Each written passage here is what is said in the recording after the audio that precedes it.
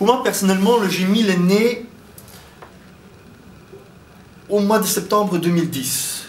Pour la première fois, j'étais chroniqueur flamand pour Le Soir, et dans ma première chronique, j'ai parlé de la conférence nationale souveraine au Congo, et nous étions encore en pleine crise communautaire en Belgique, et nous disaient, mais ne serait-il pas utile de rassembler une fois quelques centaines, voire un millier de citoyens pour parler des grands défis de notre pays?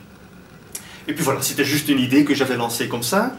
Et le jour même de l'apparition de cet article, Paul Herman de la RTBF avait fait sa chronique sur ma chronique, à la radio.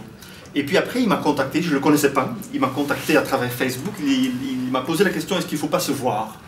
Et finalement, on s'est vu que quelques mois plus tard, c'est à la fin du mois de janvier, notamment au moment où la note de Johan van Lanotte était rejetée, presque dans 48 heures, après que le texte était circulé parmi les négociateurs politiques. On voyait que la note était rejetée parce que accepter ce compromis allait probablement entamer des pertes très importantes au niveau électoral. Donc je disais, ce n'est pas un manque de talent chez nos élus politiques, ce n'est pas un manque d'engouement, ce n'est pas un manque d'engagement, c'est surtout une peur, une angoisse pour les prochaines élections. C'est très curieux. Pour la première fois dans l'histoire de la démocratie représentative, le poids des élections à venir est devenu plus important que le poids des élections qu'on vient d'avoir.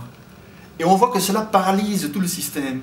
Et donc d'où ma question, est-ce que le mot la démocratie post-représentative existe? Donc d'où aussi mon envie de trouver sur Internet des idées là-dessus.